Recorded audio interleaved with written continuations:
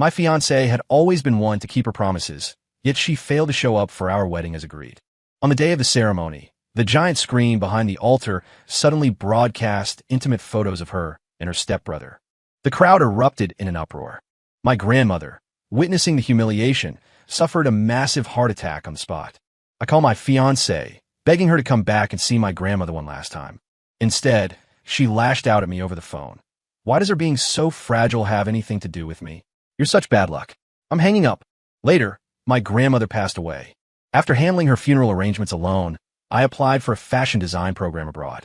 When I returned home to pack, my fiancée, having just returned from her stepbrother's fashion show, looked completely unbothered. Ethan, how is Grandma? Let's just pick another good date for the wedding. It'll make the old woman happy. She didn't know that the moment my grandmother died, my heart had already gone completely cold toward her. After finishing the funeral arrangements and returning to our apartment, I didn't stop moving, throwing myself into packing. The apartment, not particularly large to begin with, felt hollow and empty now that Grandma was gone. Every rustle and clatter I made while packing seemed piercingly loud in the silence. Halfway through, a pristine, elegant wedding dress caught my eye. It was the one Grandma and I had hand-stitched together for Chloe. But she would never see her grandson's bride wear it. Lost in thought, I suddenly felt arms wrap around my waist from behind. It's beautiful. Is it for me? Chloe asked, her voice dripping with sweetness and feigned innocence. If this were the past, I would have turned around and hugged her, teasing her affectionately for asking the obvious, telling her the dress could only belong to her. But now, I had no mood for her games. I coldly told her to let go. Then I said, "This is a piece Grandma and I designed together. It's not for anyone." Chloe seemed surprised by my attitude, but didn't think much of it, reaching out to touch the dress. "Stop pretending. The size fits me perfectly." I quickly blocked her, preventing her from touching it. She paused for a second, then pouted coquettishly. "Ethan, stop being mad. You've been giving me the silent treatment for 2 weeks. It was just a wedding. Can't you be the bigger person and forgive me this one time?" A trace of bitterness flashed through my heart. To her, it was just a wedding. How could it compare to the importance of watching her stepbrother walk the runway? She was the one who humiliated Grandma and me, making us the laughingstock of friends and family. Yet now she spoke as if I were the one being petty and narrow-minded. Over 2 weeks ago, because of her, I became a joke in everyone's mouth, and Grandma died with regrets. I had depended on Grandma for survival since childhood. She had always hoped I would start a family. She was afraid that after she was gone, I would be all alone. She had looked forward to that wedding day for most of her life, never expecting it to end in such a tragedy. Afterward, Grandma died of a heart attack, filled with regret. After her passing, the neighbors gossiped about me behind my back. I heard only his side of the family was at the wedding. No one from the bride's side showed up. And indecent photos of his fiancée and another man appeared at the ceremony. It literally angered his grandmother to death. How unfilial. If she had known, the old woman shouldn't have picked him off the streets. She picked up her own karma. She scrimped and saved to put him through school, raised him with such difficulty. And in the end, she didn't enjoy a single good day before being angered to death. Who knows what sin she committed? The ridicule from the neighbors made my life miserable. Yet, even now, she thought I was just throwing a tantrum. "Handsome Ethan, let's make up, okay? I don't want to fight anymore." Chloe's voice broke my train of thought. "It's not a fight. Let's break up." I hadn't said the words yet. Chloe tilted her head, looking at me, putting on a quirky, playful expression. "If it's not a fight, what is it? Are you jealous?" "Oh, come on.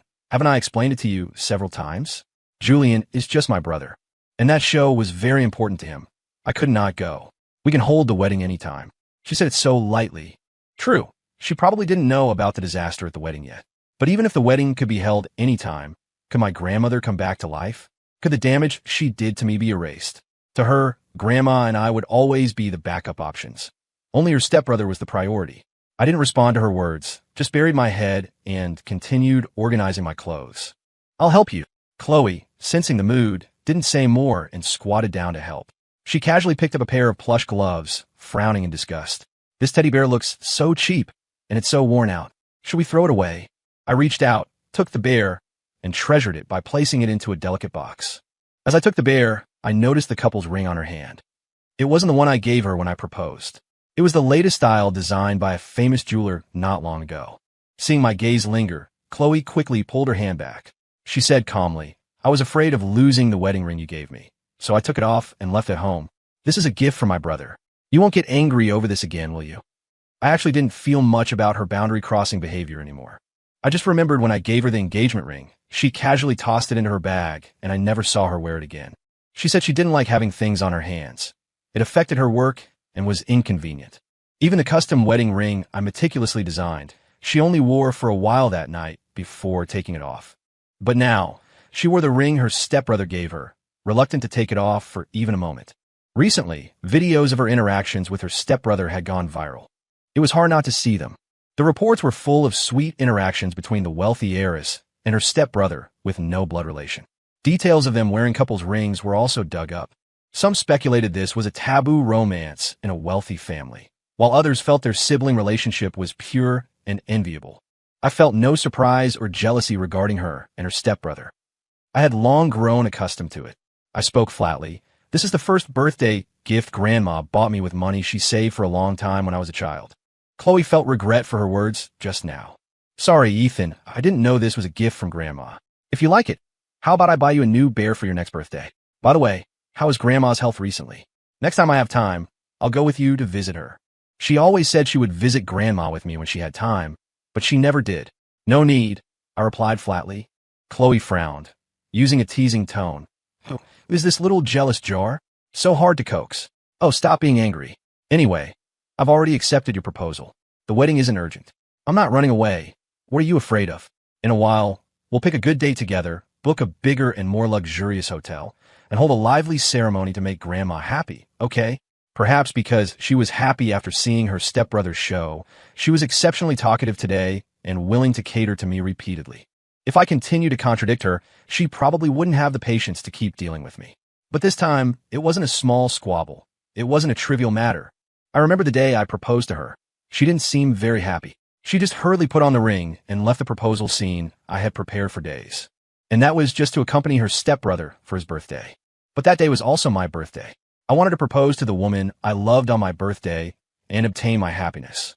She forgot my birthday, and even the ceremony I prepared for so long wasn't taken seriously. Later, for the wedding, I instructed her repeatedly to ensure she and her family attended, to meet and have a meal together. Unexpectedly, she broke the promise again. From the moment Grandma died, there was truly no possibility for us anymore. I remained indifferent, showing no sign of reconciliation. There's no need. It's not important anymore. Unable to coax me, Chloe's face suddenly changed. Ethan Cole, what do you mean? I've been talking nicely for so long. Why do you have to be so petty? It's just a wedding. Is it necessary? Are you that desperate? Would you die if it was postponed a few days? I've been talking to you nicely. What is this attitude? You really don't want to work this out, huh? A grown man being so petty? I'm really impressed. She wanted to say more, but her phone rang. Her tense face instantly relaxed, the corners of her mouth turning up. What is it? I'm still at my boyfriend's. The caller was her stepbrother. When she answered, the screen clearly displayed Julian. I didn't know what was said on the other end, but she listened while picking up her bag from the sofa and taking out a lipstick to touch up her makeup. While applying lipstick, she laughed and said, "It's all your fault, making my boyfriend angry. I've been coaxing him for so long and still can't fix it." Okay, wait a moment, I'll be right there. After hanging up, she told me in a gentle tone, "I have to go out for a bit. Don't overthink it. Julian and I grew up together, you know all this. As for the wedding, we'll just make up for it next time. Don't be mad. Cool off at home. Stop throwing a tantrum." With that, she turned and left. Downstairs, Julian Thorne thoughtfully opened the car door for Chloe and even bent down to fasten her seatbelt. Chloe seized the opportunity to snatch the lollipop from his mouth and put it directly into her own. She didn't think there was anything wrong with it at all. Julian pinched her cheek affectionately, and then the two drove away. I stood by the window for a long time after they left. Only when I snapped back to reality did I walk to the desk. I organized the documents needed for going abroad and put them in a sealed bag. I stacked the acceptance letter from Parsons School of Design and my resignation letter together, stuffing them into a file folder. The next day, I arrived at the company early in the morning to handle the procedures. Passing the break room, hushed whispers drifted out clearly. "Hey, did you hear? Ethan asked for leave for his wedding last time, but the bride didn't show up." Julia's voice, laced with mockery, sounded a bit gleeful. "Really? What happened?" someone asked. "I don't know the details. That woman is very mysterious. Ethan keeps it very tight." Julia continued, her tone becoming increasingly harsh. "Maybe she didn't like him at all and was just playing with him. but he took it seriously. Someone like him. How could anyone really want to marry him? He's been at the company for years and is still just a small assistant with no progress. Anyone who marries him would be truly cursed. I stood outside the door, hearing every word clearly. In the years I was with Chloe, I was never publicly acknowledged by her. In the eyes of her colleagues, I was just an incompetent assistant. In her parents' eyes, I was just a college classmate, and occasionally when seen by her friends, my identity became her driver. Even on the day of our engagement, she didn't tell her parents, as if I were a shameful mouse. Thinking of this, I couldn't help but want to laugh. I walked silently straight to my desk, not wanting to waste time acknowledging them. Recent events had exhausted me. I didn't want to waste a shred of time and energy on meaningless things. Behind me, those hushed discussions followed like maggots on a bone. Sigh. I heard his grandmother just passed away. Have some decency. Just then, a gentle voice sounded behind me. Ethan. I turned around. It was Deputy Director Evelyn Vance. She was around 40, with a capable aura and sharp eyes that held a trace of imperceptible fatigue. She was a high-level executive known for her professionalism and strictness, but she was fair and had spoken up for me a few times when I was being made difficult. Director Vance. I nodded slightly. She looked at the file folder in my hand containing the acceptance letter, her tone calm. Are you sure you want to leave? Yes. I nodded.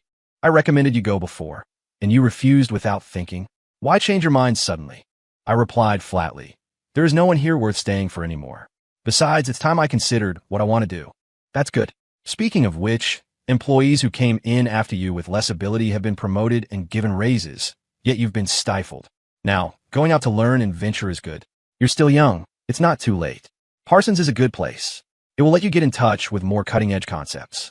It's also a chance to escape some of the unhappiness here. She paused, her gaze sweeping over my empty desk, seemingly implying something. I've seen your ink dye series sketches. The deconstruction of traditional ink wash atmosphere and the grasp of fabric drape show great ideas. That's not the level of a small assistant. I was stunned, not expecting her to validate me. Then, she handed me a thick envelope and said, this is a recommendation letter I wrote to several professors at Parsons and a few independent designer studios in New York. I have some old acquaintances there. Maybe they can help you gain a foothold sooner. I took the envelope, feeling its weight, my throat tightening. Director Vance, thank you. But why are you willing to help me? Evelyn smiled faintly, a smile containing a bit of sarcasm toward the world and a rare warmth. In this circle, sometimes talent is the cheapest thing. Connections, resources, and good opportunities are occasionally more important than talent. She didn't explicitly state the unfairness I encountered, but we understood each other. I experienced some messy things when I was young too, so I don't want to see a talented young person buried by these dirty tactics. Fashion design should be a career of creating beauty and expressing oneself, not a tool abused by anyone. She patted my shoulder, her tone solemn. Ethan, let those who try to trap and suppress you know that true talent cannot be suppressed. Your future will definitely be limitless. Thank you, Evelyn. Watching her leave, I tightened my grip on the envelope. In this company filled with malice and contempt, Evelyn's recognition and help were like a ray of light penetrating the gloom. Although faint, it was enough to give me a little warmth. Before leaving, I threw the withered potted plant into the trash can under the table without hesitation. That was the onboarding commemorative gift Chloe gave me on my first day. When I first received this gift, I was full of joy, taking care of this small plant meticulously every day. When she gave it to me, Chloe said to treat it as if she were accompanying me at work. With it accompanying me, I wouldn't be lonely. Because of that sentence, since joining the company, I hadn't gone a day without taking good care of that plant. Until one night 2 months ago, I took the plant home to care for it. She happened to be drunk and personally told me, "This flower just a trinket I casually took from my dad. I didn't expect you to treat it like a treasure and worship it every day." It cracks me up. Perhaps she just felt it was a pity to throw it away, so she handed it to me.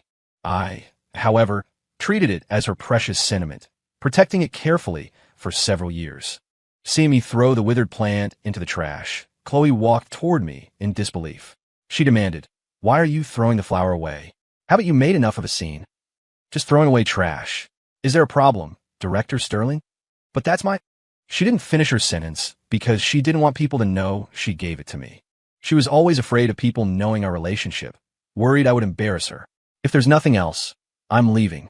I turned to go, but was blocked by her again. "It's working hours. Where are you going? Why is everything on your desk gone?" "I've already resigned." Chloe's face turned ugly. Since when? Who allowed you to resign? I haven't signed off on it yet. How can you resign? That has nothing to do with me. I'm leaving. Chloe ran to the stairwell and grabbed my hand, putting on a smile again. Ethan, didn't I explain everything about last time? Why are you still sulking? Next time, won't it be fine if we make up a more luxurious ceremony? Why do you have to use resignation to spite me? Before I could speak, seeing someone approaching, Chloe quickly let go of my hand. I took the opportunity to get away from her. Returning home, with nothing to do in the afternoon, I went out for a walk. Like a ghost led by fate, I walked to the entrance of the Sweet Nothings dessert shop on the west side of Chicago. The glass window was still bright, displaying exquisite sweet cakes inside. This was a place Chloe and I came to often during college. Pushing the door open, the familiar wind chimes tinkled. The layout hadn't changed. Even the sweet aroma permeating the air was the same as before. I chose a corner seat by the window and ordered a tiramisu and an Americano. I grew up in a dilapidated tenement building on the south side, a child picked up from the garbage by Grandma. Grandma used to be a cleaner. She raised me bit by bit with hands covered in calluses and cracks. We lived on a damp first floor, relying on a small coal stove for heat in winter and a creaky old fan in summer. Grandma often stitched the knees of my worn-out pants while saying, "Ethan, you must study hard. When you grow up, you won't have to struggle like Grandma." Her greatest hope for me was that I could make something of myself and stand tall before others. My initial perception of fashion came from Grandma sewing beautiful patterns over the holes in my clothes. I always thought that when I grew up, I would make her wear the warmest, most beautiful new clothes designed by my own hands. Chloe and I were college classmates. Once, for a design activity, we were paired up to design uniforms for underprivileged children that were both functional and comfortable. Relying on my deep understanding of the performance and modification potential of cheap fabrics, the plan I proposed kept costs down without losing childish fun and ingenuity, unexpectedly gaining her attention. She took the initiative to discuss it with me. "Ethan Cole, your ideas about fabric and structure are so unique. How do you know so much?" From then on, we gradually became familiar. On her 19th birthday, wearing a jacket washed until it was pale, I handed her a gift in the crowd with a heart full of joy. It was a necklace I had scrimped and saved for 3 months to scrape together $2,000 to buy. Later, I learned that this necklace was merely a free gift she could discard at will when buying jewelry from other brands. When surrounding friends presented luxury goods and limited edition designer gifts one after another, the gift I prepared looked like trash, unworthy of being seen. A girl wearing a high-fashion dress glanced at the inconspicuous box, her tone exaggerated with surprise. "What brand is this? It looks so cheap." Instantly, I felt all eyes on me like spotlights. My face burned hot, so embarrassed I wanted to flee immediately. However, Chloe frowned immediately, glaring at the girl, her tone rarely serious. "The value of a gift is the thought, not the price. If you act like this again, don't come in the future." She turned back, took my box, opened it, and took out that cheap necklace, her eyes rippling with genuine surprise. "It's beautiful. Ethan, thank you, I love it." She asked me to put it on her right there, even deliberately pushing aside her thick long hair to show the curious gazes around. "Look, doesn't it match my dress today?" In that moment, she protected my dignity with her kindness. After the party, she stopped me as I was leaving and shoved a huge shoebox at me, her face flushed with a hint of commanding refusal. "For you. Don't you have a physical fitness test next Thursday? Wear these to run faster." I opened it to see a pair of the latest, expensive limited edition sneakers. The price of these shoes was enough to buy dozens of the necklaces I gave her. "No, this is too expensive, I can't." I subconsciously refused. "What do you mean you can't?" She interrupted me, her eyes shining. "Isn't it normal to give friends gifts?" "Friends?" I was stunned. "Yeah, haven't we always been good friends?" She smiled brightly. I could only reply resentfully, "Yes."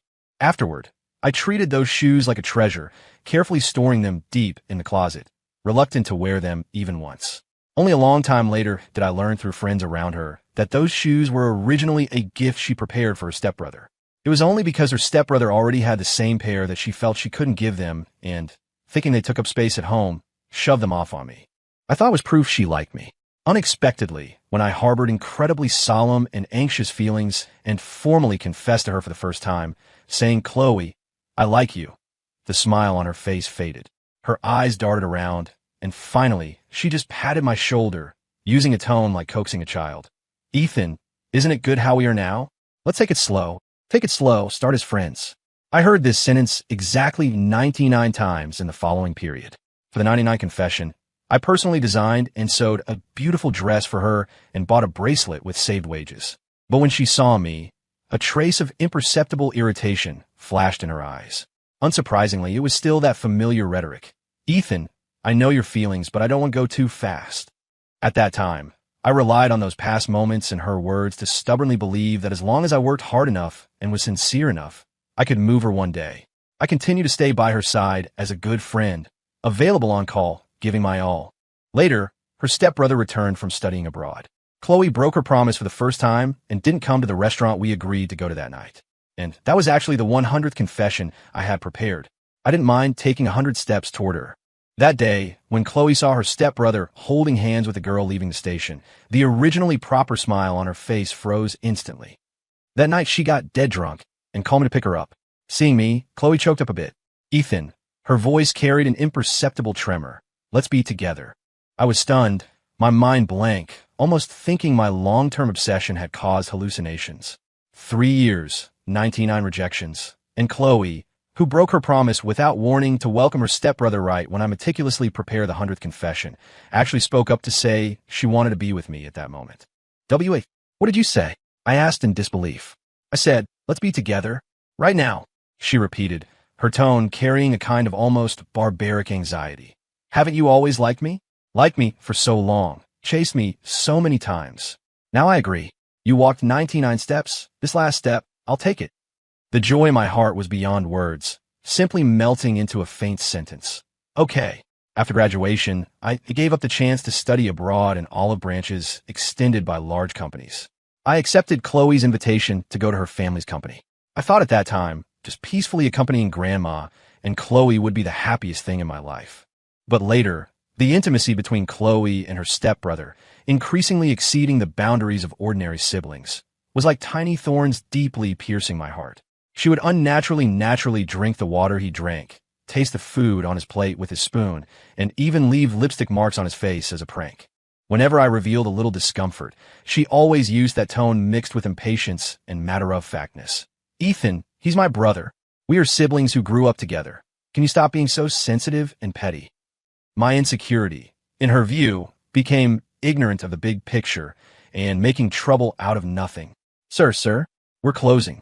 The waiter's gentle voice woke me from the long and suffocating memories. I snapped back to reality, realizing the sky outside the window had long turned dark and the customers in the shop had scattered. I got up and walked out of the dessert shop. Then I saw Chloe linking arms with her stepbrother coming out of the mall. The two got into the car. While fastening seatbelts, Chloe deliberately kissed Julian on the cheek. Subsequently, Julian kissed her directly on the lips. The two couldn't help but kiss for a while. The next second, Chloe said coquettishly, I'm so tired. Let's go home quickly, brother. I took in everything she did with this stepbrother. When closing the car door, Chloe finally saw me across the road. Instantly, her face changed, the sweet smile freezing on her face. Chloe hesitated for 2 seconds, then closed the car door anyway. Her stepbrother looked in my direction, revealing a triumphant expression, then entered the driver's seat and drove Chloe into the traffic. Before long, phone messages started flashing incessantly on the pop-up window. Chloe's name danced on the screen like a ghost. Returning home and opening my phone, the screen was piled with her messages. Ethan, listen to me explain. It's not what you think. Just now, brother got sand in his eye. I was just helping him blow it out. We really have nothing. That was just an angle issue. Don't see it wrong. Can you reply to me? Being in a Cold War for so long should be enough, right? I didn't care what their relationship actually was. I just felt it was loud, so I simply muted the phone, preparing to sleep properly. The next morning, the doorbell rang shrilly. Through the peephole, I saw Chloe standing outside, and behind her was strikingly her stepbrother, Julian. She actually brought him too. Taking a deep breath, I opened the door. Ethan, Chloe had a complex expression on her face, mixing grievance and toughness. Last night, why didn't you reply to my messages? Yesterday's matter was really just a misunderstanding. Why do you always not believe me?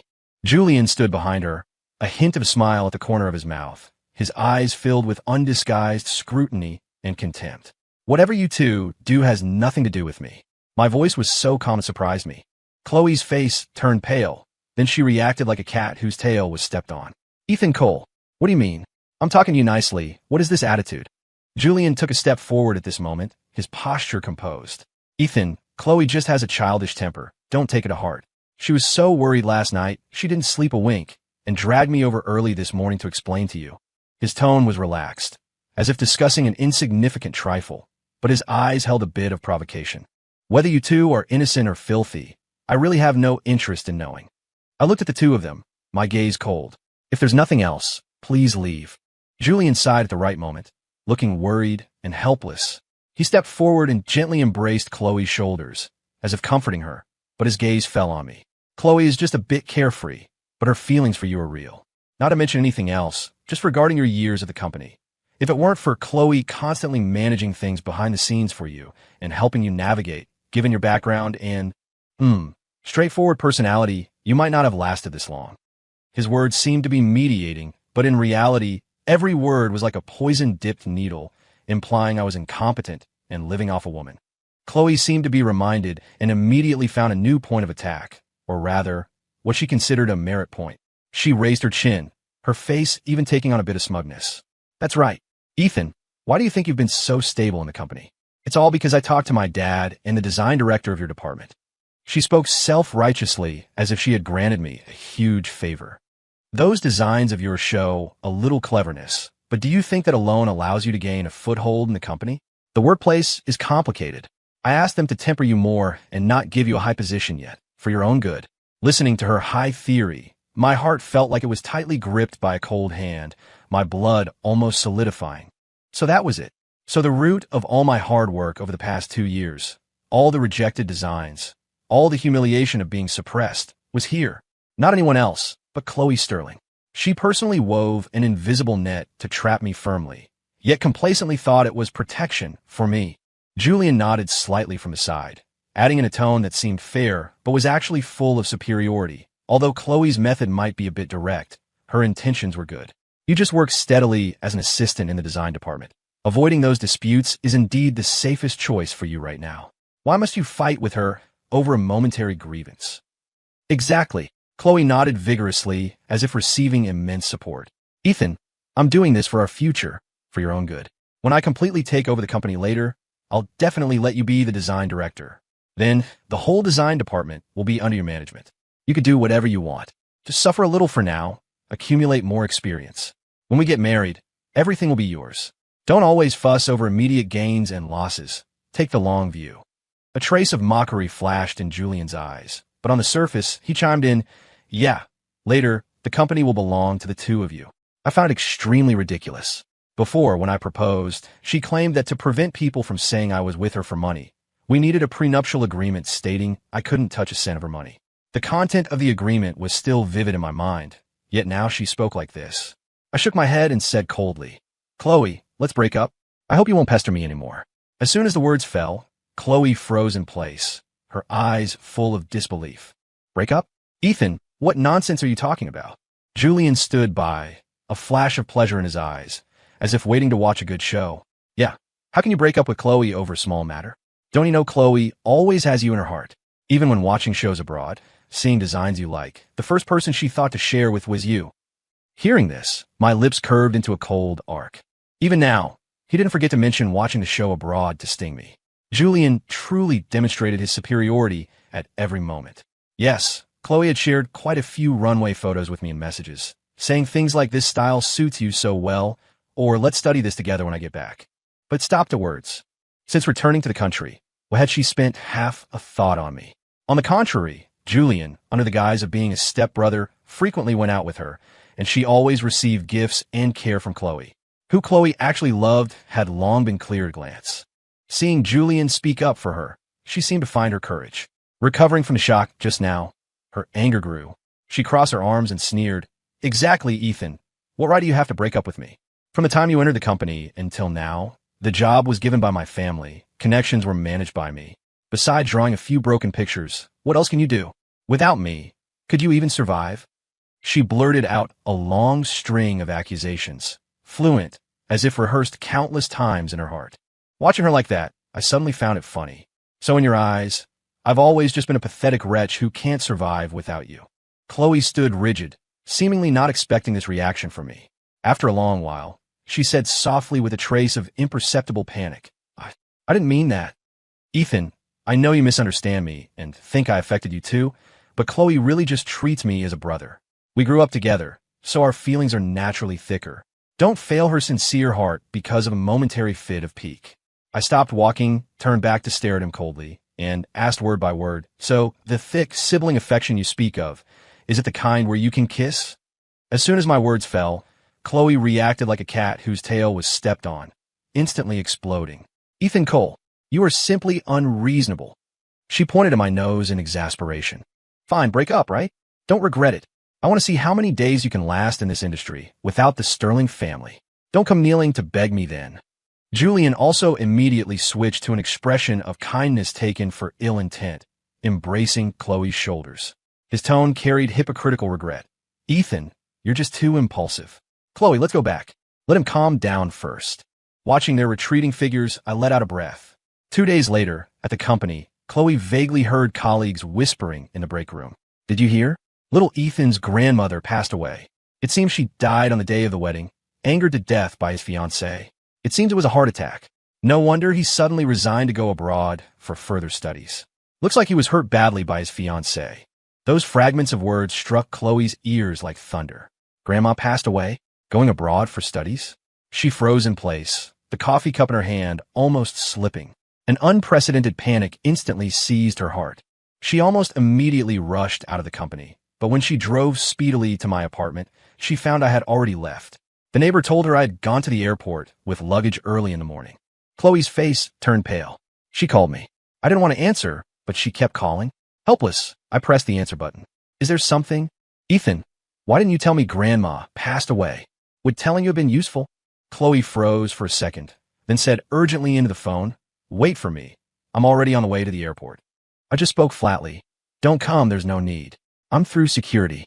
Let's leave it at that. After speaking, I hung up the phone. When Chloe arrived, I had already passed security. She was blocked outside the security line, crying and begging me not to leave her. Ethan, don't go, okay? I was wrong. As long as you're willing to stay, I'm willing to change everything.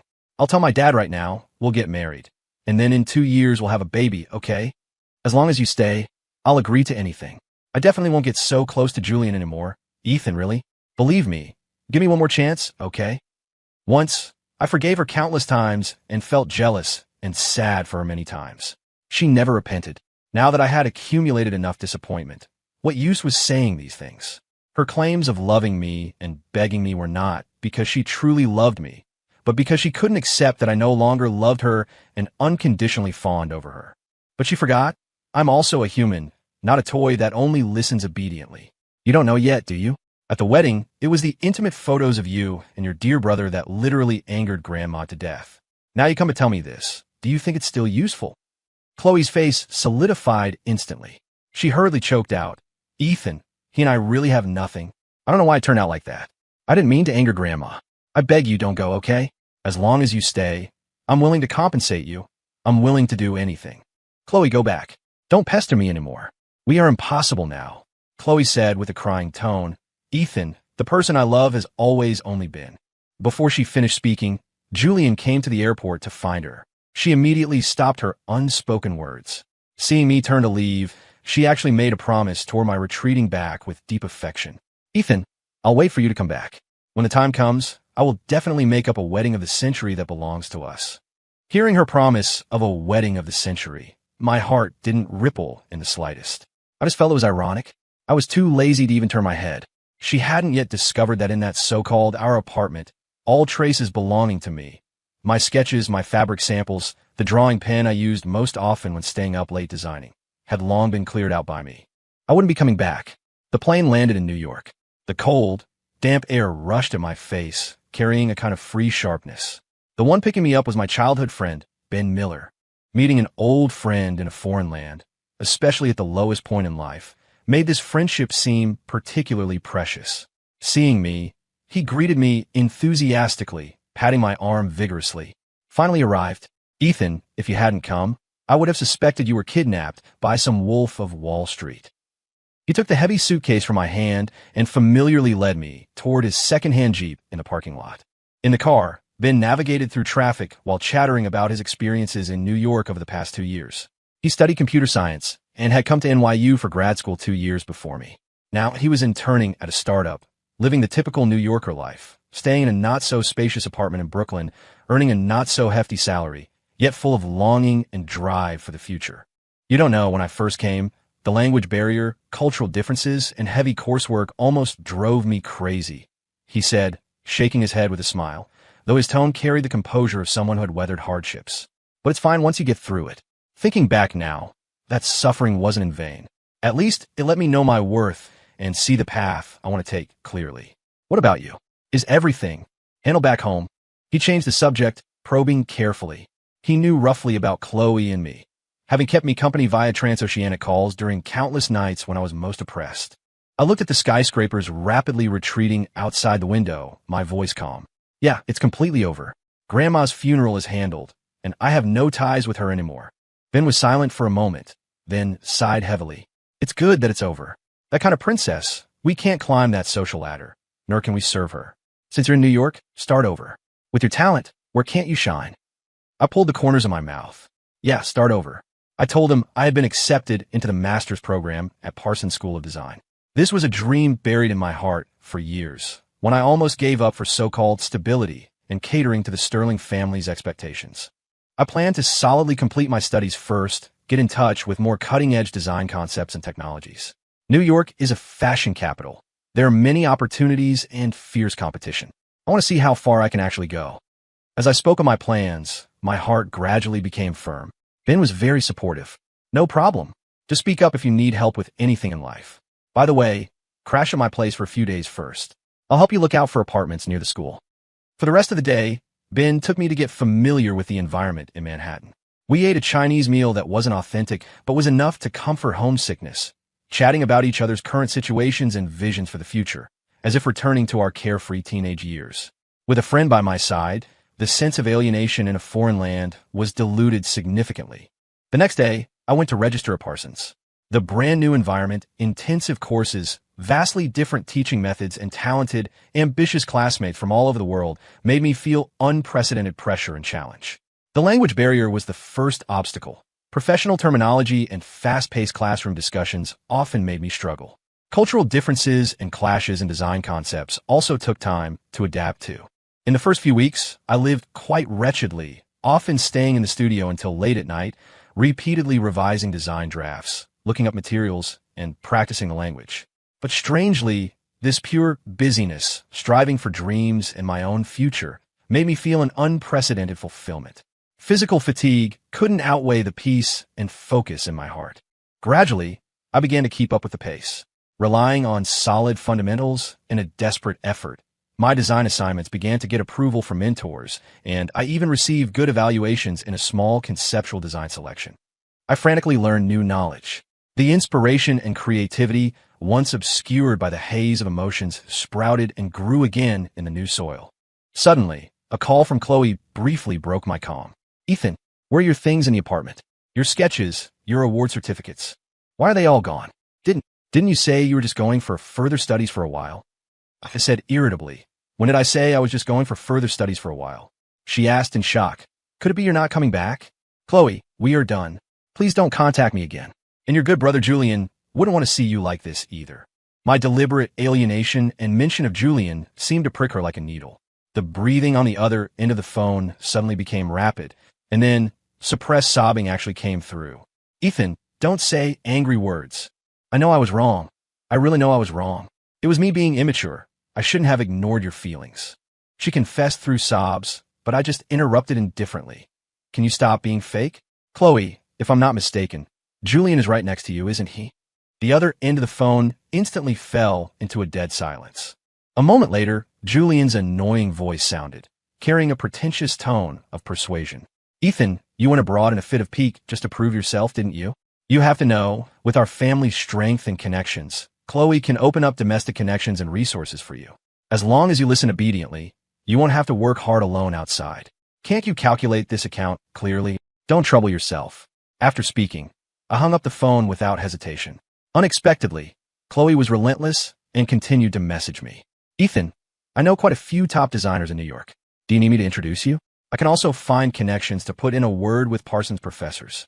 As long as you're willing to talk to me properly, I can overlook previous matters and can even fund you to start your own brand in New York. You know the Sterling family has this capability. Seeing I was unmoved, her tone gradually became anxious, even carrying threats. Ethan Cole, I advise you not to be ungrateful. As long as you listen obediently, I can use connections to make several buyer shops and brands in New York pay attention to your works. Making you famous quickly isn't very hard. If you don't want to return to the country, wait for me there. At most 1 year, and I'll come and find you. But if you continue to be ungrateful like this, don't blame me for using my own ways to make you recognize reality. These words, full of desire for control and humiliation, dissipated the last bit of nostalgia I had for the past. She seemed to never learn respect, forever thinking she could manipulate me with resources and threats. Even more disgusting was that occasionally, after a string of her threatening messages, a persuasion from Julian would be sandwiched in. His tone was as disgusting as ever. Chloe just has a quick temper, but she really cares about you. Why do you have to be so stubborn? Just bow your head, and the matter will pass. Chloe won't really make things difficult for you. Every sentence of his was criticizing my immaturity and ungratefulness. I didn't reply to any messages, nor did I block them. Not because of lingering affection, but because I wanted to watch what kind of ridiculous drama they could still perform. In the days that followed, I poured all my energy into studying and creating. Life in New York gradually got on track. My coursework at Parsons became increasingly manageable. My mentor, Ms. Caroline, a designer known in the industry for her sharp eyes and strict requirements, gave evaluations of quite promising for several of my assignments. This allowed me to finally see a ray of dawn under the heavy academic pressure. Since coming to New York, I had been supporting myself by working odd jobs and submitting design drafts. As autumn deepened, I submitted a set of meticulously drawn design drafts to a well-known fashion company. This set of designs fused urban function with utilitarian aesthetics. I believed it fit the market and didn't lack ingenuity. But a few weeks later, the results were announced, and my work wasn't selected. What clogged my heart even more was that the selected work was a set of incredibly safe designs with almost no memorable points. Dull colors, conservative silhouettes. It looked like a uniform product from an assembly line. My classmate Emily, who also participated in the submission, whispered injustice for me in the lounge. "Ethan, your design was way better than the one that won." "It's fine." I suppressed the emotions surging in my heart and smiled at Emily. Commercial choices have their own standards. Not long after, my frustration was quickly replaced by another goal, the Academy's annual cross-boundary newcomer design competition. This was a grand event in the academic world. Winners would receive close attention from industry giants. My entry was a formal gown I had conceived for a long time. The inspiration came from an old cheongsam left by my grandmother and Western paintings I saw at the MoMA. I cleverly combined the Mandarin collar and slanted placket elements of the Chinese cheongsam with the fishtail hem of a Western gown. For the main body, I chose plain satin that flowed like moonlight, but at the hem, I prepared to embroider asymmetric, modern geometric patterns using delicate Suzhou embroidery techniques, like a dialogue between Oriental inkwash and Western deconstructivism. For this dress, I almost lived in the studio, refining every detail. The night before the competition, I finally finished the last stitch. Looking at the work shining on the mannequin, fatigue was replaced by immense satisfaction. I carefully locked it in the studio's dedicated storage cabinet and left full of anticipation. On the third day, the competition venue was crowded with people and bright lights as judges and the audience entered one after another. I arrived at the backstage preparation area early, opening the storage cabinet with excitement, only to see a ruined dress. The dress, which condensed my countless efforts, had been maliciously destroyed. The body of the dress was slashed with sharp tools, leaving several hideous openings. The most serious part was the waist, where the fabric was almost torn apart. Other contestants around me had already noticed my distress, and whispers began to spread. Anger, heartache, and a cold chill instantly swept over me. "Oh my God! Ethan, what happened?" cried Leah, a friend in my group, attracting more gazes. The backstage supervisor rushed over upon hearing the noise. Seeing the miserable state of the dress, they gasped. How could this happen? It's almost our group's turn to go on stage. What do we do now? Are you going to forfeit?" Leah asked worriedly. "Forfeit? No, absolutely not." My gaze rapidly swept over the chaotic props area backstage, my brain working at high speed. Suddenly, I locked onto a roll of black elastic strapping used to secure backdrops, and next to it, several antique bronze metal buckles for decoration. A bold idea flashed through my mind.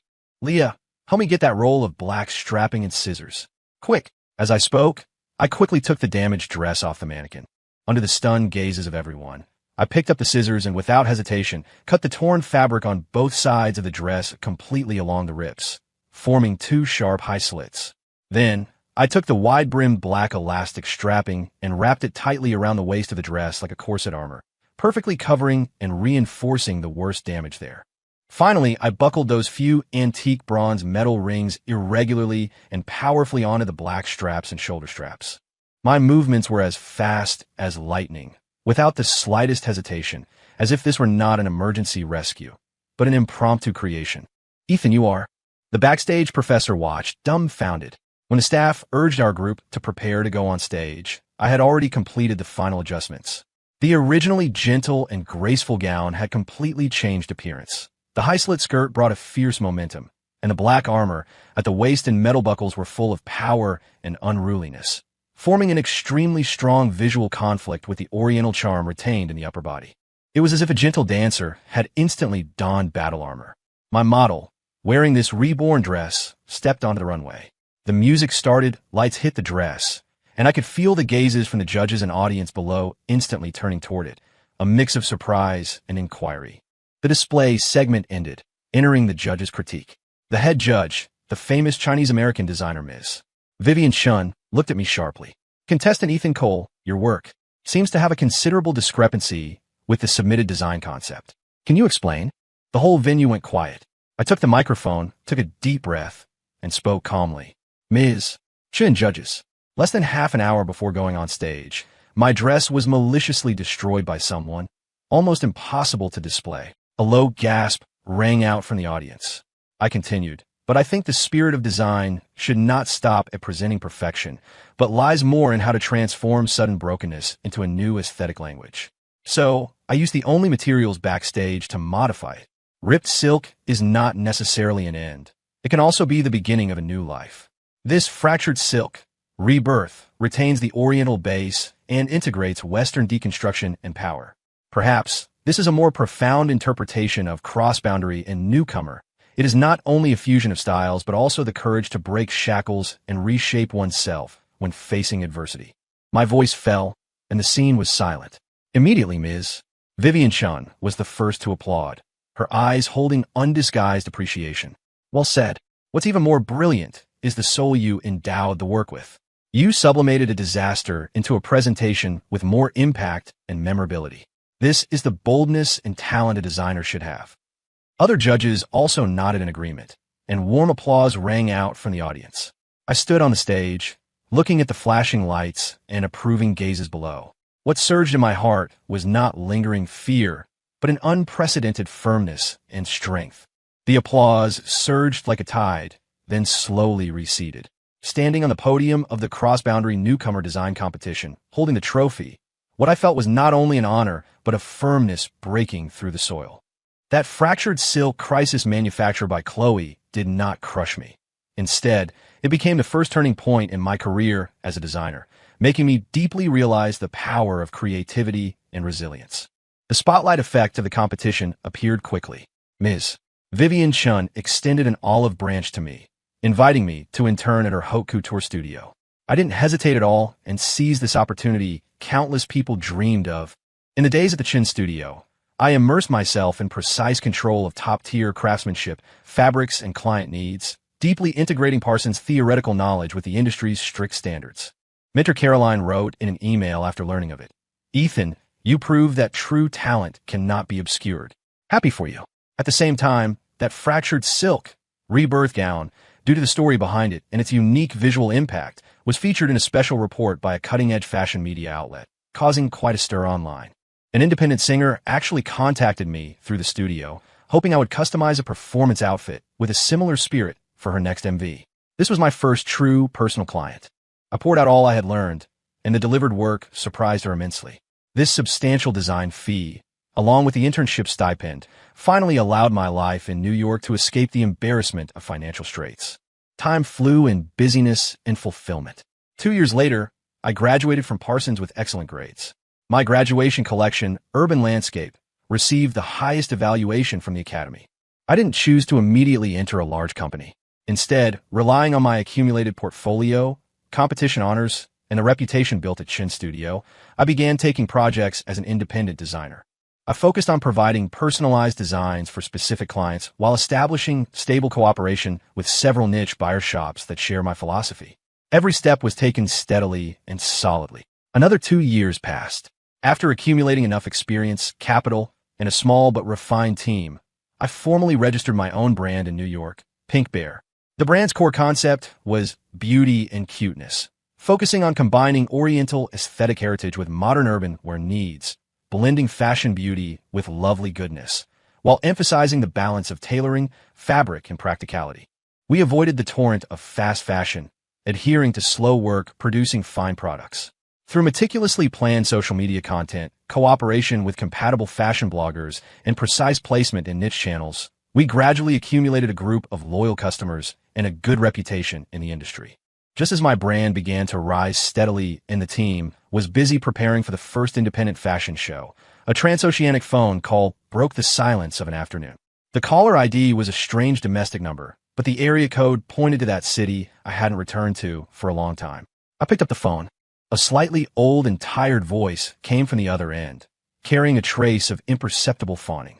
"Is it Ethan? It's Uncle Arthur, Chloe's father." My heart paused slightly, my tone remaining polite but distant. "Chairman Sterling, hello. Is there something the matter?"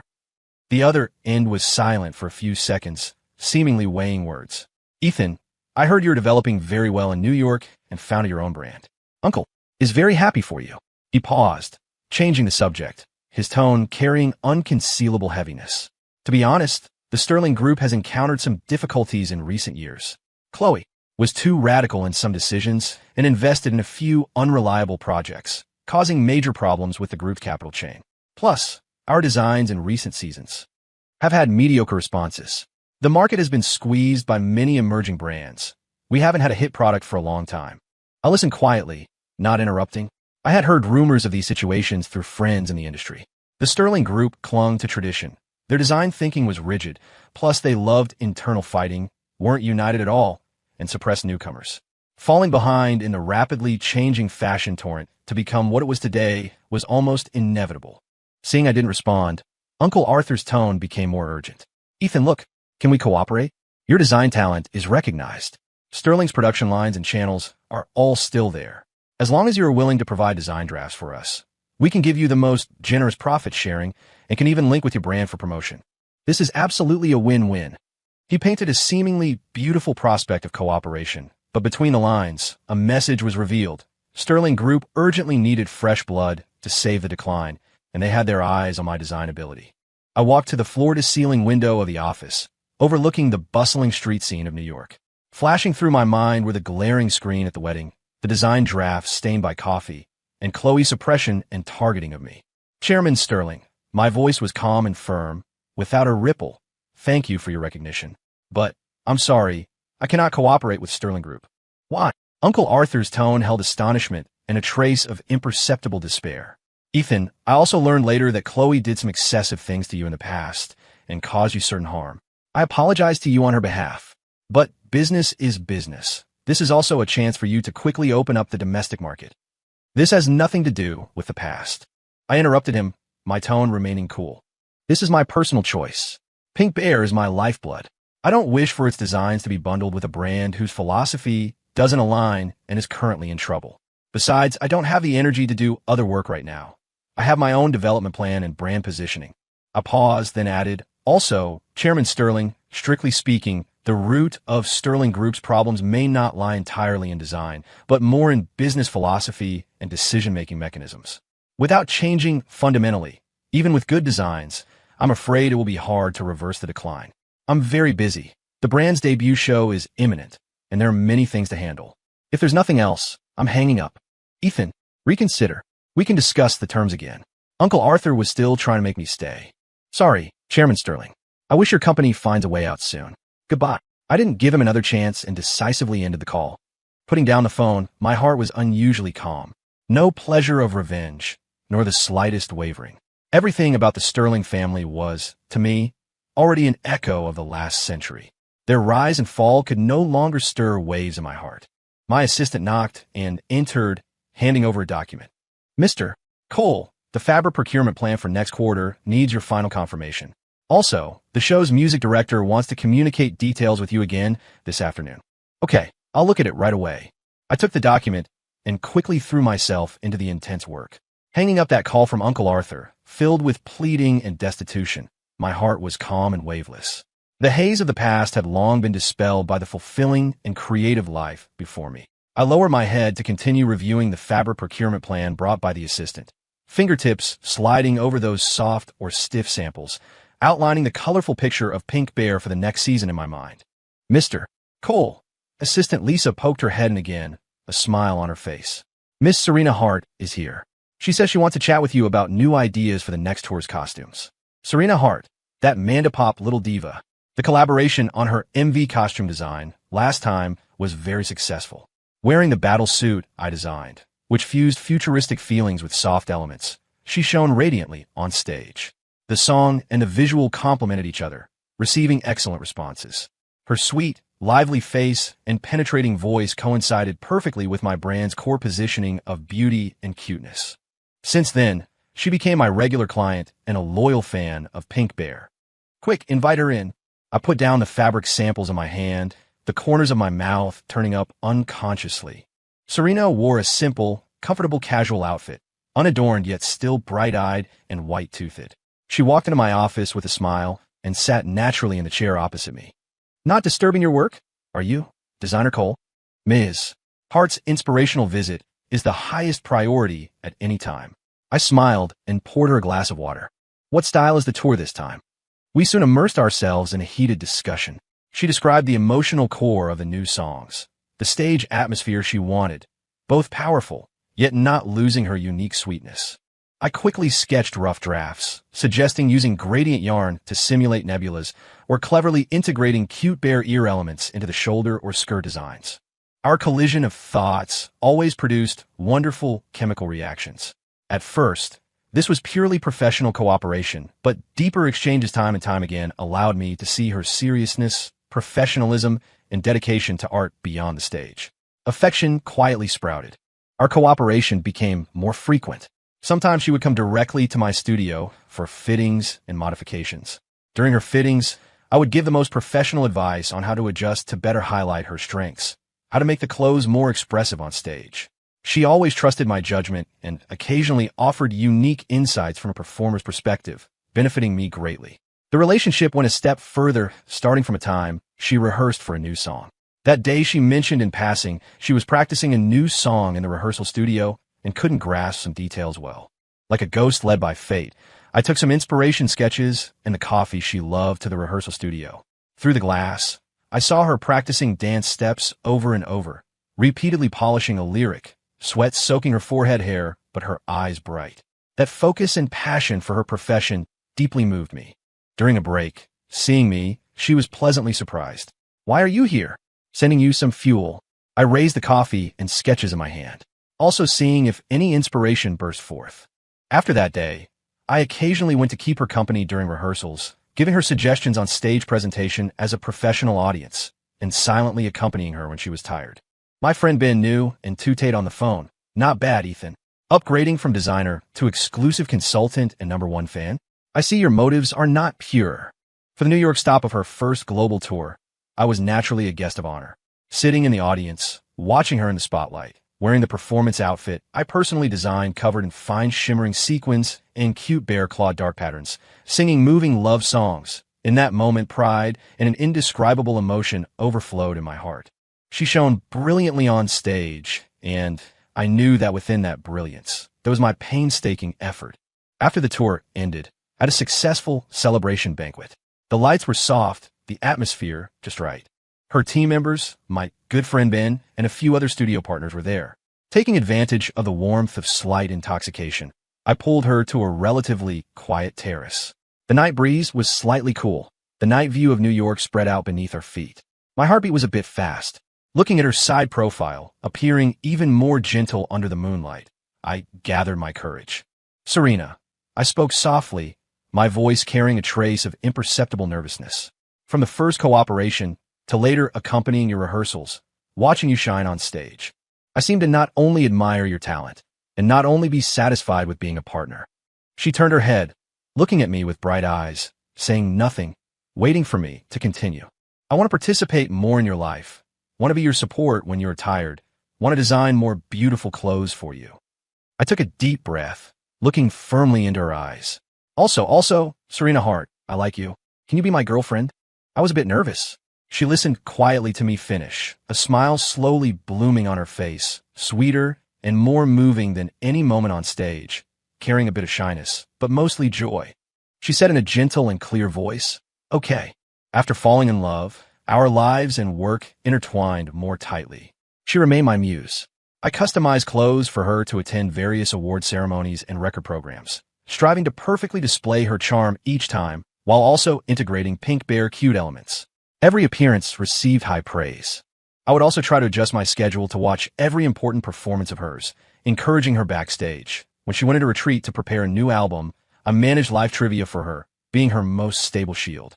My team and friends were all happy for us. Ben often teased, "Do you two count as double-bound in career and love? A strong alliance." Assistant Lisa would tacitly help me cover when I meticulously prepared surprises for Serena.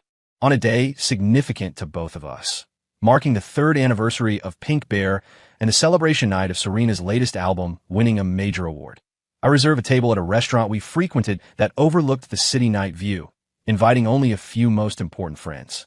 When dessert was served, she curiously lifted the lid. What she saw was not cake, but a ring quietly lying in a velvet box. The shape was personally designed by me, like a circle of soft bear claws gently holding up a brilliant main diamond.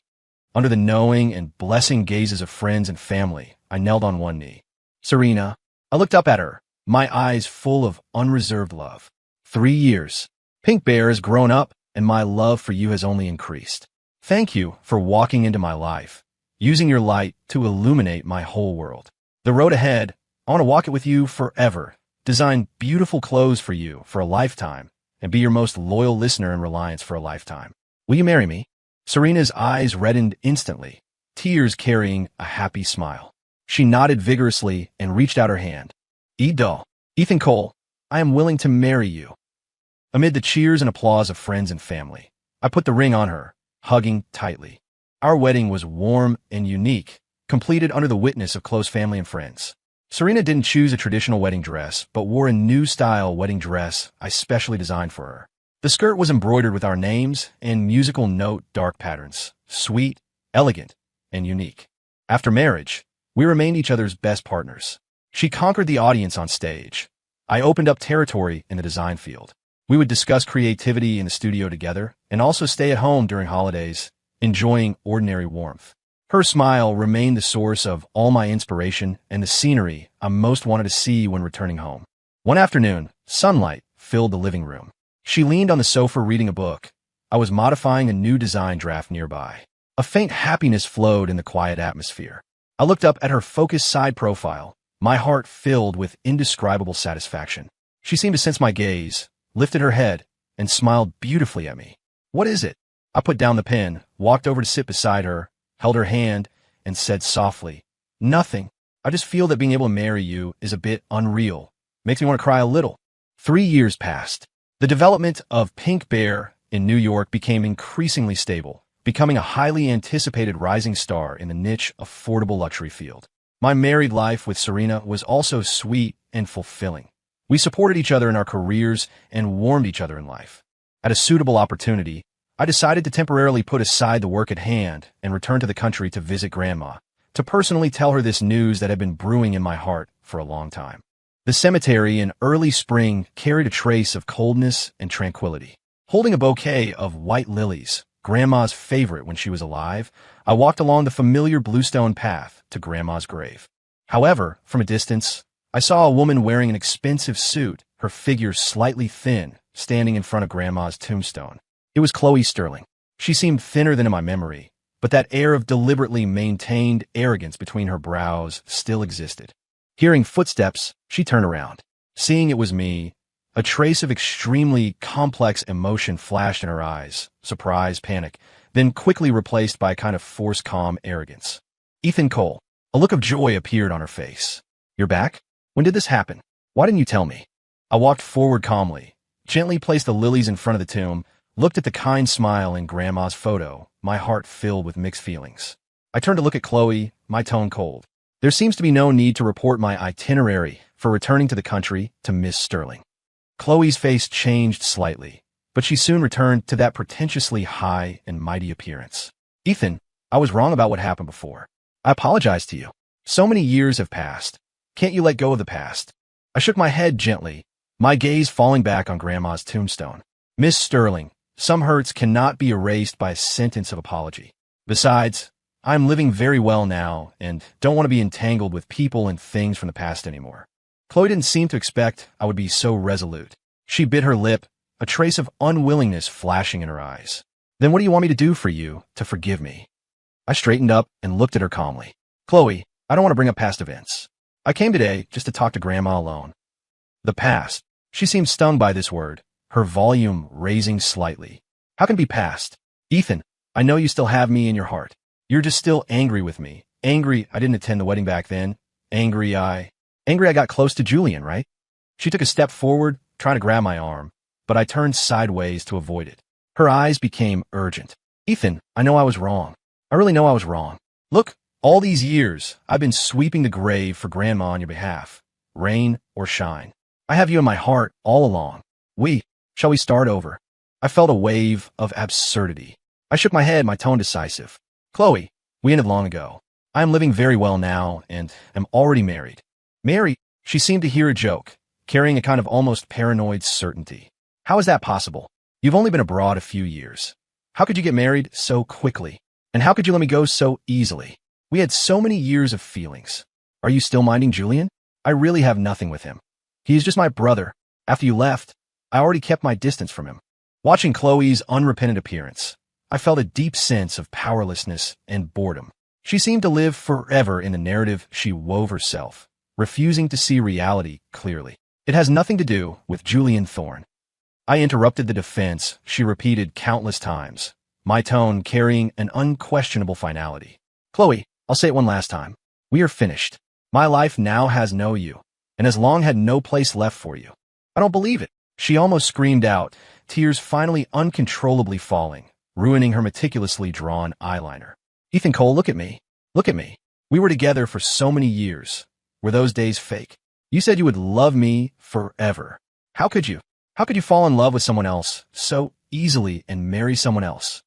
Her voice was full of despair and incomprehension, as if my betrayal was the sole reason for her world collapsing. She stepped forward, clutching my sleeve tightly, her nails almost embedding into the fabric. Is it because she has more money than me? Or could she give your career more help? Ethan, tell me, I could do it now too. My dad is sick. I'll soon be able to control the Sterling Group. I can give you far more than she can.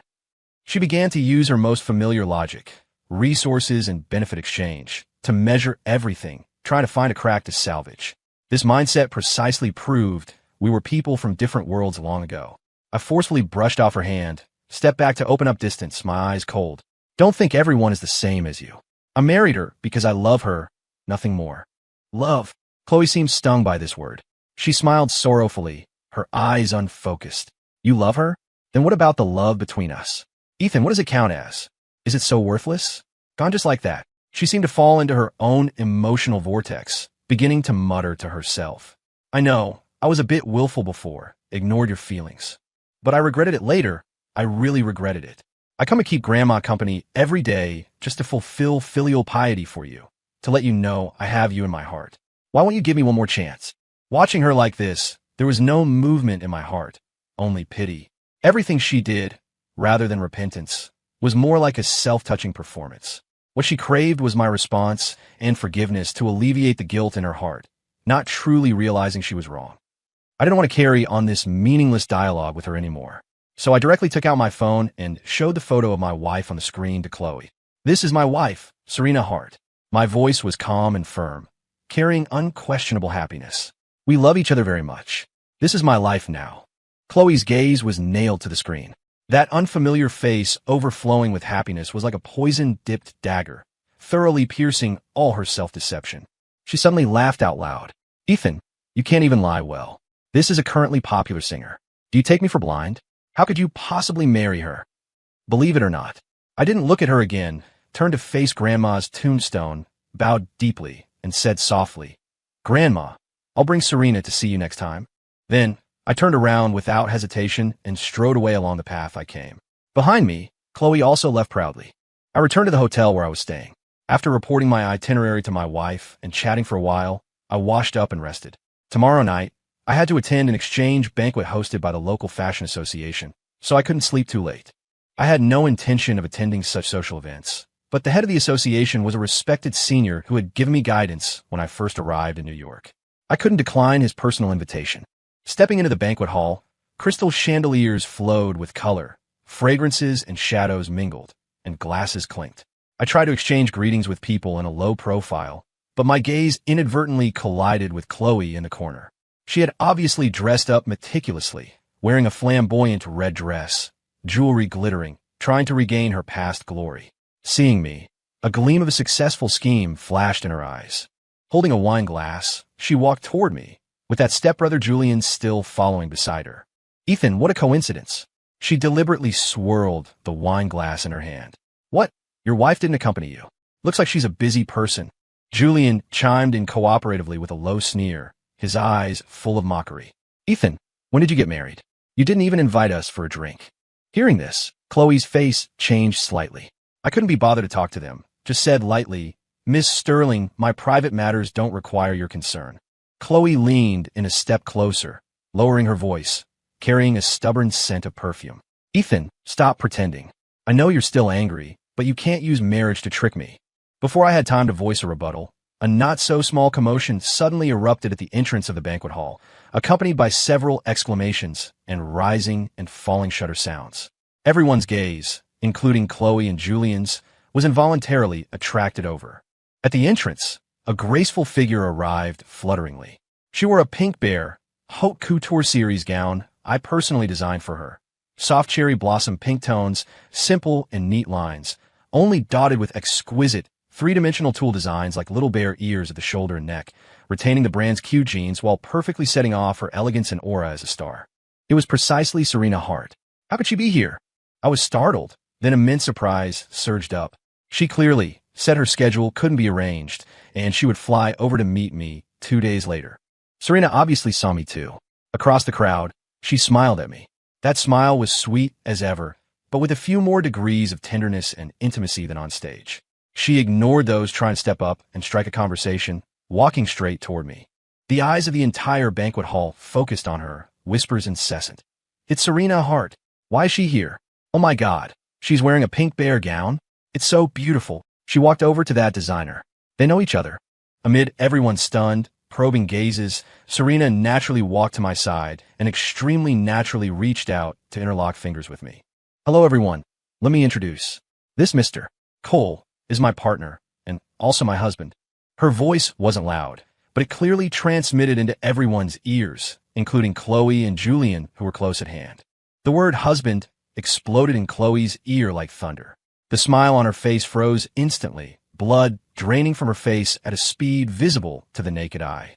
Those eyes, originally holding smugness and provocation, were now written with unbelievable shock and shattering pain. She stared dead at our clasped hands, at the piercing wedding rings on our hands, her body swaying slightly as if she would fall at any moment. Julian was also completely stunned, mouth open, looking like he'd seen a ghost. I held Serena's hand tightly back, the warmth in my heart dispersing all the haze born because of Chloe. I looked down at her, my eyes full of unreserved love and surprise. Why did you arrive early? You didn't tell me. Wanted to give you a surprise. Serena smiled sweetly. Then, as if just noticing the pale-faced Chloe nearby, she nodded politely, her tone distant and polite. And this is, I introduced calmly, this is Miss Chloe Sterling, the person in charge of Sterling Group. I didn't mention any past. Serena nodded knowingly, her smile still proper, but carrying a kind of calmness and grandeur. Miss Sterling, hello. I often hear Ethan mention friends back home. Thank you for your care in the past. Her words were watertight, but clearly drew a line, categorizing Chloe thoroughly into past and friends. Chloe's lips trembled, wanting to say something but unable to make any sound. Her gaze was nailed to the hand Serena and I held tightly. She saw me naturally raise my hand to tidy some non-existent stray hair by Serena's ear. She saw the dependent and happy expression on Serena's face when she turned to whisper to me, and that kind of intimacy and tacit understanding flowing between us that outsiders simply couldn't intervene in. Her heart filled with jealousy, unwillingness, and humiliation. The high and mighty mask she meticulously maintained completely collapsed at this moment, shattered until not even dregs remained. No. Impossible. She finally squeezed a few words out through her teeth, her voice hoarse and unpleasant. How could you two? Serena didn't seem to care about her loss of composure, just tightening her hold on my arm, saying softly to me, "Honey, Mr. Abernathy is over there. Shall we go say hello?" Okay. I nodded, not looking at that woman who was about to crumble on the spot again. My wife and I calmly walked toward the depths of the banquet hall. Behind us, Julian's anxious low call could be faintly heard. Chloe, calm down." Julian quickly grabbed Chloe's hand, which wanted to flip the table. Chloe seemed to have all strength drawn away, slumping in the chair, eyes gazing hollowly in the direction we left. Seeing us walk over, Mr. Abernathy immediately showed a warm smile on his face. He came up to shake hands and chat cordially with us.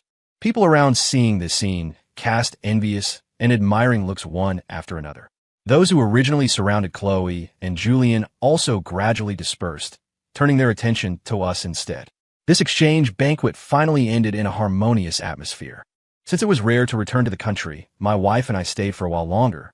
Just as the 1-month vacation was about to end and we prepared to return to New York, Chloe found me again. This time, she came directly to the executive lounge of the hotel where I was staying, obviously having spent some effort to find out my accommodation. I finished processing emails and went downstairs, seeing her sitting in the corner at a glance. She was still dressed exquisitely, but no amount of heavy foundation could hide the dark circles under her eyes and the haggardness of her face. She was two different people from the proud facade at the banquet last time. Her eyes held only panic and fatigue.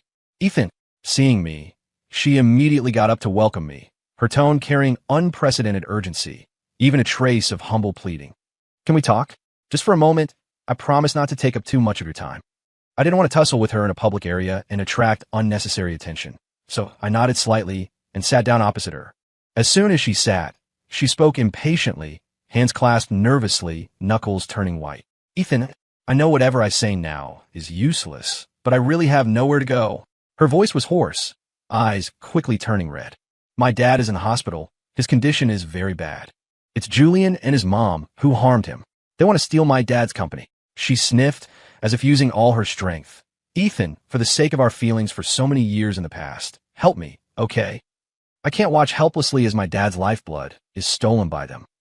Watching her humble pleading now, looking like a different person from before, what flashed through my mind were the intimate photos of her and her stepbrother at the wedding and that cold sentence on the phone. Why does her being so fragile have anything to do with me? Chloe, my voice was calm without waves. You come to me now mentioning feelings for so many years. I leaned forward slightly, looking directly at her suddenly contracting pupils. Then tell me, on our wedding day, when you abandoned me again to go see your stepbrother's show, angering Grandma to death, did you think about our feelings for so many years? Her face went violently pale, lips moving, trying to defend. But I didn't allow her to interrupt, continuing to use a steady and clear tone, word by word uncovering the old scar. Grandma was critically ill in the hospital. I called begging you to come back to see her one last time. What did you say? Why does her being so fragile have anything to do with me? I repeated that sentence of hers etched in my bones. Every word made her body tremble. At that time, what were our feelings for so many years? Her tears surged out instantly, shaking her head in panic. No, it wasn't like that, Ethan. I was possessed by a ghost at the time. I regretted it later. I really regretted it every day. Regret. I pulled the corner of my mouth, revealing a smile without temperature. This smile lashed her face like a whip. Your regret was to use connections to suppress my design drafts after I went abroad, to have someone destroy the dress I competed with. Chloe, is this your unique way of cherishing feelings? She froze completely, eyes dodging in terror, not daring to look at me.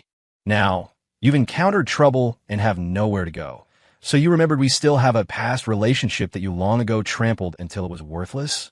I looked at her, gaze sharp as a knife. Chloe, don't you feel you not only found the wrong person, but also calculated wrong? No. Ethan, listen to me explain. She tried to make a final struggle, voice choked and chaotic. But I had lost all patience. Enough. I interrupted her coldly, tone decisive. Regarding your family matters, I am powerless. I can only suggest you call the police. Call the police? Her reaction was like a startled bird. Blood drained from her face, almost screaming in denial. No, absolutely cannot call the police. That extreme reaction seemed to expose more hidden facts she hadn't stated. Why not? I stared at her tightly, allowing no evasion. She was rendered speechless by my question, just shaking her head desperately. I stood up, looking down at her. Everyone has to bear the consequences of their choices. I can't help. Look out for yourself. After speaking, I turned to leave. Seeing this, Chloe's last psychological defense seemed to collapse. She suddenly stood up, rushed a few steps to me, grabbed my arm with both hands, nails almost pinching into my flesh, voice shrill and despairing. Ethan, you can't go. You can't be so cruel. You can't watch helplessly as I die. She looked up, staring at me with blurred, teary eyes, tone turning into questioning and accusation. Ethan Cole, do you hate me that much? Must you watch me be driven to death by them to be satisfied? Hate you. I gently brushed off her hand and laughed lightly. That laughter carried thorough relief and alienation. No, you're wrong. I stopped hating you long ago. You are just an irrelevant past to me now. I live very well now. There's no need to waste energy on irrelevant people. She staggered back a step, body swaying, staring at me in disbelief, tears silently flowing turbulently, but suddenly laughed. That laughter was shrill and distorted, full of unwillingness and resentment. Good, very good. Irrelevant. Our feelings for so many years are just a phrase irrelevant to you. My tone held no ripple. Today's situation is the result of your own choices. It has nothing to do with others. Giving her no further chance to entangle, I walked straight toward the elevator, back straight. The moment the elevator doors slowly closed, I caught a final glimpse of her figure collapsing onto the sofa, like a flower drained of all water, withering rapidly. All her refinement, pride, and calculation shattered into powder in that instant. Returning to the room, Serena was leaning on the sofa reading. Seeing me enter, she put down the book and came up, asking softly, "What happened? You were gone so long. You don't look too good." I shook my head, pulling her warm, soft body into my arms, deeply breathing in the reassuring scent in her hair. The irritation generated by bringing up old matters was instantly smoothed. Nothing, just handled some old business. Chloe came to find me, said some things. Serena didn't pursue details, just knowingly patted my back gently, voice gentle. I looked down at her clear eyes and gentle, smiling face, feeling an unprecedented sense of rejoicing and satisfaction well up in my heart. Julian's childhood was spent in a nightmare woven of alcohol and violence. The man he called father had no proper job and was addicted to alcohol. Every time he came home drunk, what greeted him and his mother were endless curses and fists. He could only curl up in the corner, watching the bruises on his mother's body, listening to her suppressed weeping. The desire for power and escape grew madly in his heart like a poisonous vine. He hated that incompetent, violent biological father, and also hated this impoverished family where no hope could be seen. The turning point happened when he was 13. His mother, a woman with some looks and unwilling to accept the status quo, after careful investigation and several chance encounters, successfully attracted the attention of Arthur Sterling, who had recently lost his wife. Though he had a young daughter at home, Arthur was empty and lonely inside. She knew too well how to show weakness, how to use a man's sympathy. A few tearful complaints, telling the tragic experience of their mother and son being victims of domestic violence with no one to rely on, sure enough made the soft-hearted Arthur feel pity and start frequently assisting and caring for them. With more interaction, looking at this well-behaved, sensible boy Julian with timid eyes, and comparing him to his own little daughter Chloe, who was spoiled to be a bit willful, Arthur couldn't help but feel a few points more affection. Not long after, everything fell into place naturally. Julian's mother successfully ascended, taking Julian into the magnificent Sterling home that was like a palace he could only peek at from outside before. From the first day, stepping into the Sterling home, Julian and his mother knew their goal, to get everything of the Sterling family. Julian was well-versed in the way of survival. He restrained all the hostility cultivated in the slums, disguising himself as a gentle, considerate, slightly shy, good brother. He deliberately catered to and fawned over Chloe, patiently playing games he found childish with her, remembering all her preferences, and bravely standing up to take the blame for her when she made mistakes and was scolded by Arthur. He wanted to make this sister, who lacked maternal care since childhood and was spoiled to be a bit naive by her father, develop a deep dependence and good impression of him. As they grew older and entered adolescence, Julian keenly perceived that Chloe's sibling affection for him began to change quality. Instead of avoiding suspicion, he intensified his efforts. He began to intentionally or unintentionally engage in some ambiguous physical contact with her, putting his arm around her shoulder, affectionately rubbing her hair, even holding her tightly in his arms when she cried, wiping away her tears with his thumb, his eyes carrying a deliberately created affection beyond siblings. Watching Chloe blush, heart racing, and eyes dodging under his actions, he was filled with the pleasure of control. What he wanted was to make her have a romantic infatuation with him, to make her inseparable from him. Later, Julian was sent abroad to study. During that period, he didn't ignore Chloe but maintained a hot and cold contact, occasionally sending small gifts, saying ambiguous words of concern, keeping her firmly on the hook. When he graduated and returned, he specially brought a well-off, beautiful female companion, nominally a girlfriend, but actually to test Chloe's reaction. Sure enough, seeing Chloe's instantly pale face and forcefully suppressed jealousy, Julian sneered in his heart. This fool was indeed still deeply trapped in the love web he wove. However, when a man named Ethan Cole appeared beside Chloe, a talented designer with clear eyes, Julian felt threatened. He saw in Chloe's eyes looking at Ethan a true heartbeat and radiance he hadn't seen before. This made him extremely unhappy, as if his own toy was about to be snatched away, and even more afraid that Ethan's appearance would make his years of planning fall short. He acted immediately, finding Chloe, pretending to be disappointed and lonely, telling her, "I broke up with her. Chloe, drink with me." Under the atmosphere of alcohol and deliberately created fragility, he half-truthfully recounted romantic unluckiness, guiding Chloe to view Ethan as an intruder, destroying their special relationship. He constantly hinted in Chloe's ear that Ethan Cole, approaching you probably has ulterior motives. He's eyeing the Sterling family background, right? With his background, how is he worthy of you? Only your brother treats you sincerely and will never hurt you. He successfully used Chloe's jealousy and insecurity to bury seeds of suspicion between her and Ethan. He even inadvertently suggested, "You have to let him know, leaving the Sterling family, he is nothing, Chloe." Thus, vicious ideas like suppressing Ethan's design drafts and destroying his competition opportunities became reality step by step under Julian's inducement and the execution of Chloe, the knife. Watching Chloe hurt the man who truly loved her for him, Julian was filled with twisted pleasure. A few years passed, and the time gradually matured. Arthur was old and his health was failing, while Ethan's presence remained an unstable factor that might allow Chloe to escape control. So, Julian planned the final blow. He meticulously planned an overseas fashion show and deliberately set the time to be the same as Chloe and Ethan's wedding. He knew that with Chloe's pathological infatuation with him and the willfulness he had cultivated in her for a long time, as long as he spoke, she would choose him. Sure enough, under his bewitchment of "this is my most important show, I hope you can witness it together, and it's fine to postpone the wedding. If he really loves you, he has to listen to you," Chloe chose him without hesitation. But this wasn't enough. He wanted to completely destroy Ethan, making Chloe abandoned by everyone, so she could only rely on him more. So, he made a bolder arrangement. He secretly mixed some intimate photos of him and Chloe into the commemorative video prepared for the wedding. On the wedding day, when that intimate photo appeared starkly on the giant screen, the chaos and humiliation triggered were imaginable. He didn't believe Ethan could endure even that. What was unexpected was Ethan's grandmother dying of anger on the spot. But luckily, it was able to completely cause the relationship between Ethan and Chloe to rupture. Ethan, the biggest obstacle, was completely removed.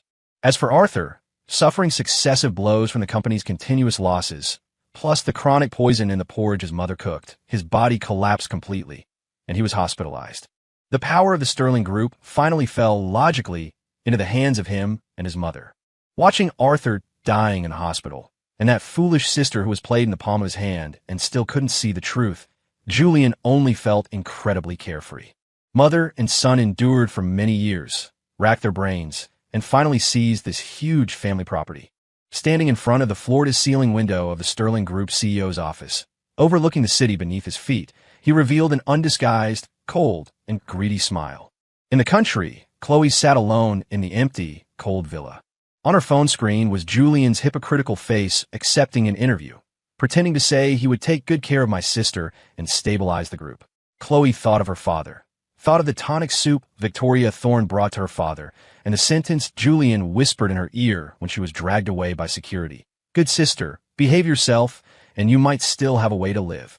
Otherwise, going down to accompany your dad isn't bad either. Past events intertwined into a net of despair, wrapping her tightly, suffocating her. Her tears poured out uncontrollably. Only now did she know her good brother was a wolf in sheep's clothing. He had been harming her all along.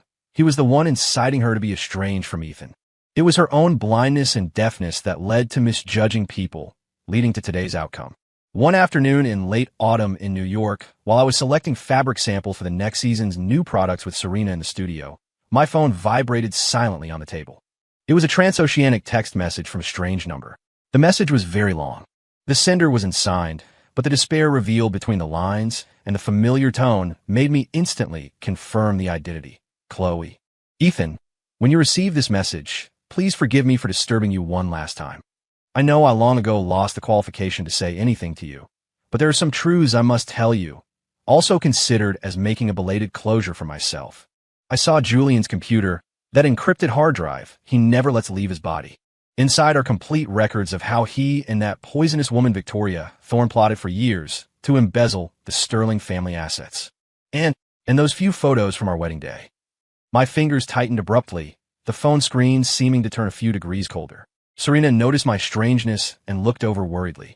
I shook my head gently, signaling nothing was wrong, and continued reading. It was Julian. From the beginning, he was deliberately approaching me, making me estranged from you. Starting from when he deliberately approached me and fawned over me in childhood, to confusing me with those ambiguous actions after growing up, it was all his conspiracy. Mother and son were ungrateful dogs from the start, suppressing your design drafts, destroying your competition opportunity. These dirty ideas were all initially inadvertently instilled in me by him. He used my jealousy and stupidity, treating me as a knife to hurt the person who truly treated me well. And I, this utter fool, actually believed his ghost talk, thinking he was the person who understood me and loved me most in the world. Ethan, the person I'm most sorry to is you and Grandma. I only understand now that back then, at the wedding, the so-called important show I abandoned you to run to was fundamentally one of the links he meticulously planned to humiliate you. That photo mixed into the video was also prepared by him long ago. It was him who indirectly killed Grandma, and also him who destroyed every possibility between us. I know saying this now is already too late. Apologies are ridiculously pale in front of Grandma's life and your destroyed wedding. I also dare not beg for your forgiveness anymore. The one wrong was never you. It was me being blind and heart-blind. I deserve it.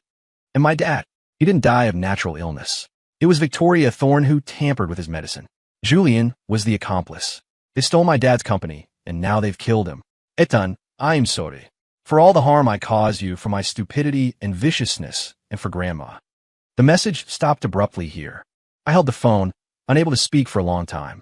Outside the window was the still, bustling street scene of New York. But this message from a distant country was like a cold wind from the abyss, blowing away all the fog of the past. Then I edited a paragraph and sent it to her. It's all in the past. Take care, signifying I had already let go.